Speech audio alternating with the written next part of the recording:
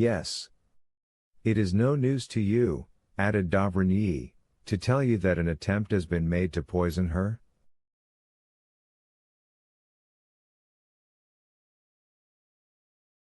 The old man made a sign that he entertained no doubt upon the subject. Then how do you hope Valentine will escape? Noirtier kept his eyes steadfastly fixed on the same spot. D'Avrigny followed the direction and saw that they were fixed on a bottle containing the mixture which he took every morning.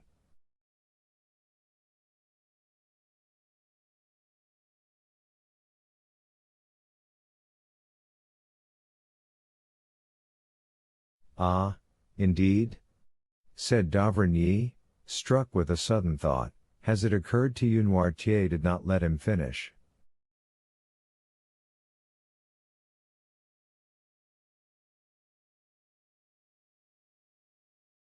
Yes, said he. To prepare her system to resist poison? Yes. By accustoming her by degrees. Yes, yes, yes, said Noirtier, delighted to be understood. Of course.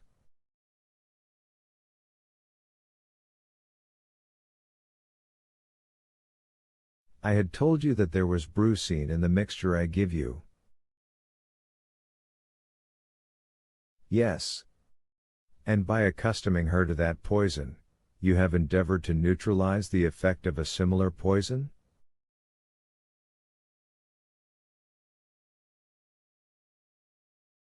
Noirtier's joy continued.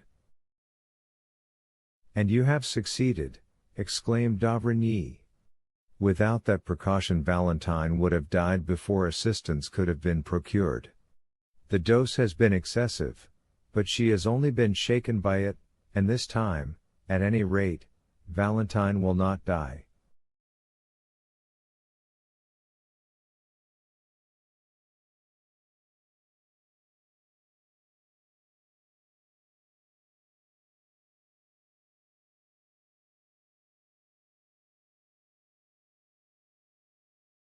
A superhuman joy expanded the old man's eyes, which were raised towards heaven with an expression of infinite gratitude.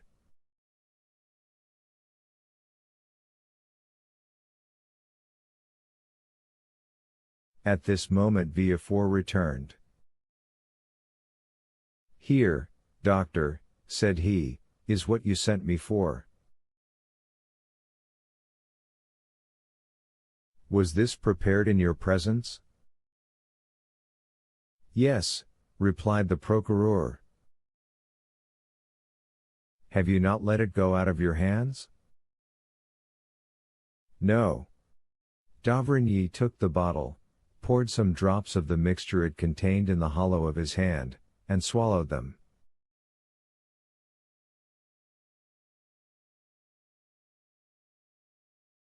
Well, said he, let us go to Valentine. I will give instructions to every one, and you, M. de Villefort, will yourself see that no one deviates from them.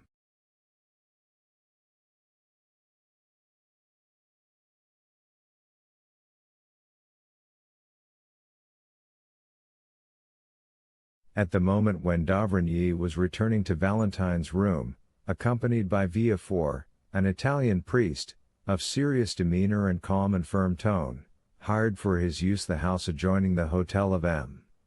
de Villefort.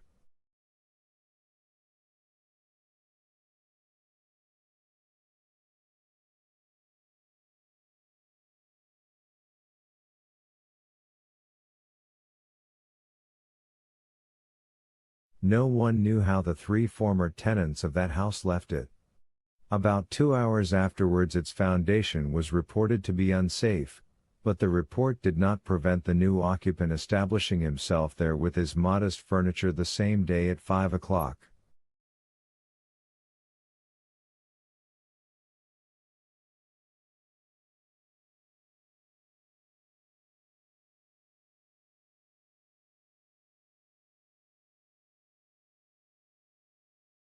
The lease was drawn up for 3, 6, or 9 years by the new tenant, who, according to the rule of the proprietor, paid 6 months in advance. This new tenant, who, as we have said, was an Italian, was called Il Signor Giacomo Busoni.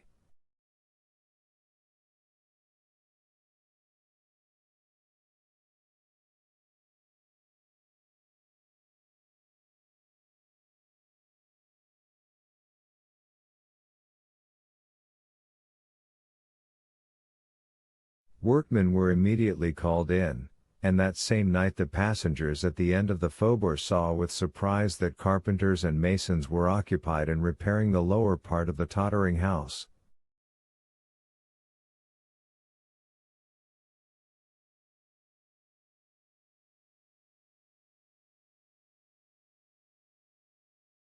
Chapter 95.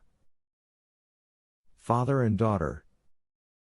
We saw in a preceding chapter how Madame Danglars went formally to announce to Madame de Villefort the approaching marriage of Eugenie Danglars and Andrea Cavalcanti.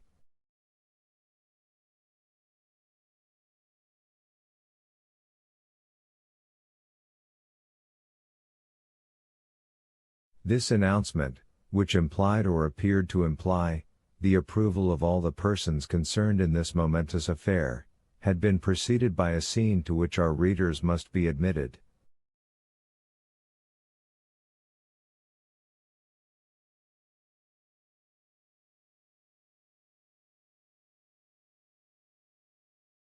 We beg them to take one step backward, and to transport themselves, the morning of that day of great catastrophes, into the showy, gilded salon we have before shown them, and which was the pride of its owner, Baron Danglars.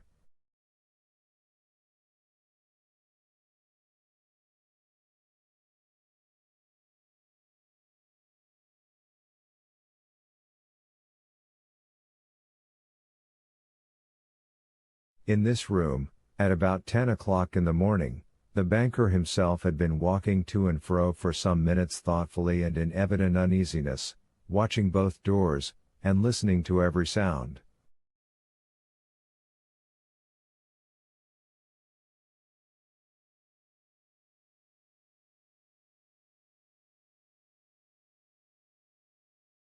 When his patience was exhausted, he called his valet.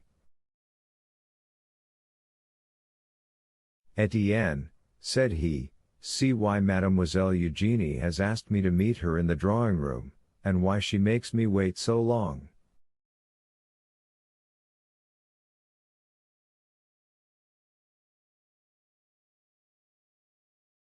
Having given this vent to his ill humor, the Baron became more calm. Mademoiselle Danglars had that morning requested an interview with her father, and had fixed on the gilded drawing-room as the spot.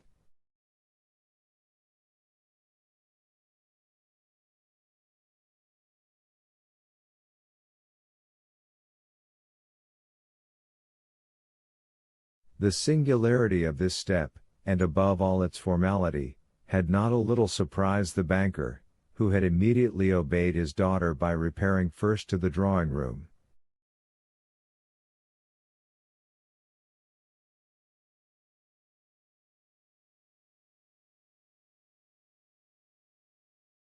Etienne soon returned from his errand.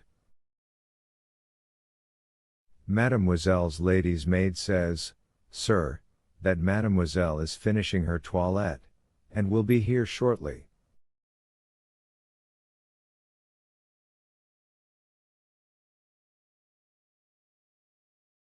Danglars nodded, to signify that he was satisfied.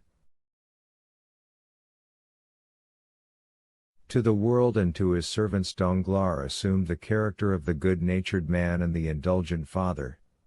This was one of his parts in the popular comedy he was performing, a make-up he had adopted and which suited him about as well as the masks worn on the classic stage by paternal actors, who seen from one side, were the image of geniality, and from the other showed lips drawn down in chronic ill temper.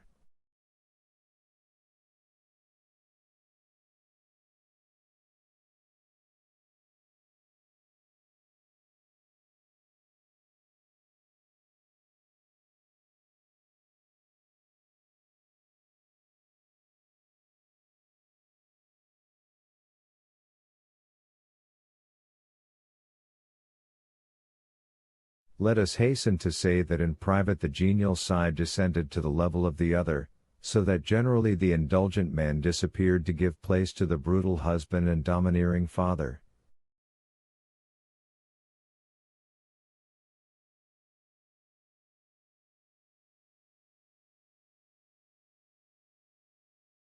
Why the devil does that foolish girl, who pretends to wish to speak to me, not come into my study? And why on earth does she want to speak to me at all?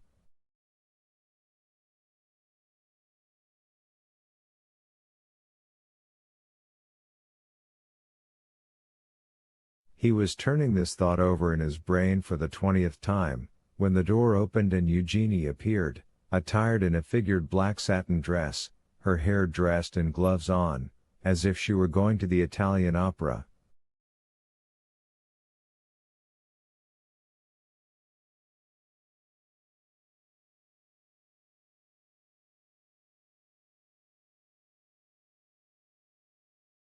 Well, Eugenie, what is it you want with me? And why in this solemn drawing room when the study is so comfortable?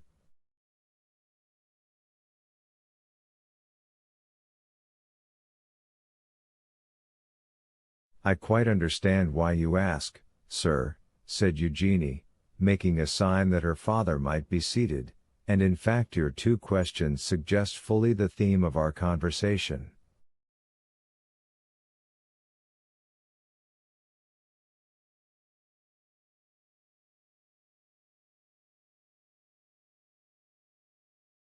I will answer them both, and contrary to the usual method, the last first, because it is the least difficult.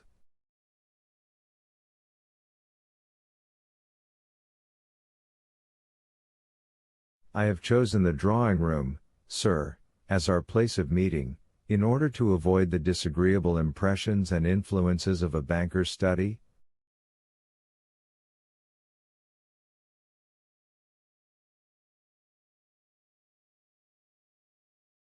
Those gilded cash books, drawers locked like gates of fortresses, heaps of bank bills, come from I know not where, and the quantities of letters from England, Holland, Spain, India, China, and Peru, have generally a strange influence on a father's mind, and make him forget that there is in the world an interest greater and more sacred than the good opinion of his correspondents.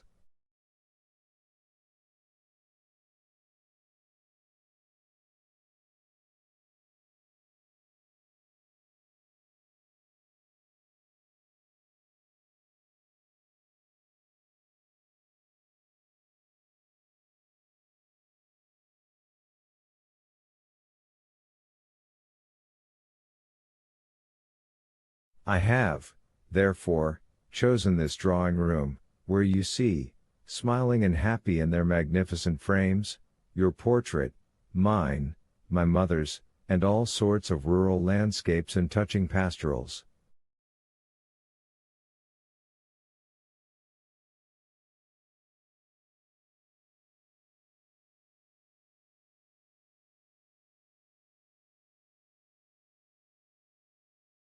I rely much on external impressions, perhaps, with regard to you, they are immaterial, but I should be no artist if I had not some fancies.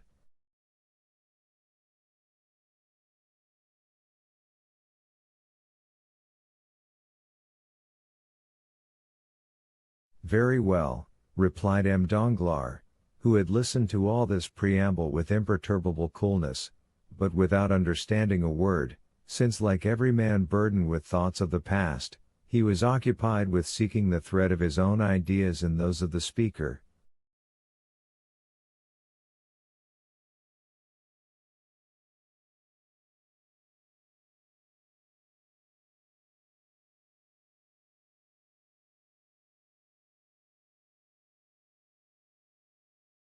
There is, then, the second point cleared up, or nearly so, said Eugenie, without the least confusion, and with that masculine pointedness which distinguished her gesture and her language, and you appear satisfied with the explanation.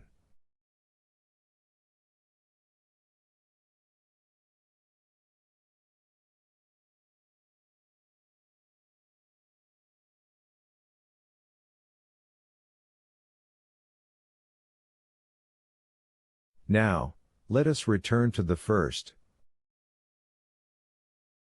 You ask me why I have requested this interview.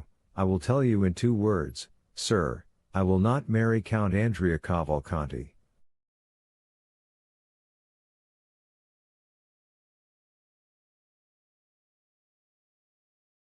Danglars leapt from his chair and raised his eyes and arms towards heaven. Yes, indeed, sir, continued Eugenie, still quite calm, you are astonished, I see, for since this little affair began, I have not manifested the slightest opposition, and yet I am always sure, when the opportunity arrives, to oppose a determined and absolute will to people who have not consulted me, and things which displease me.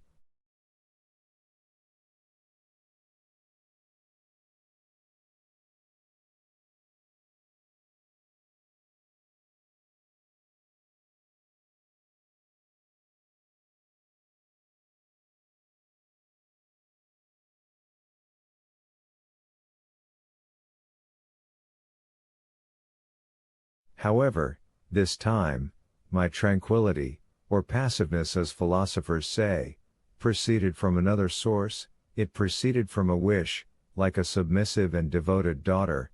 A slight smile was observable on the purple lips of the young girl, to practice obedience,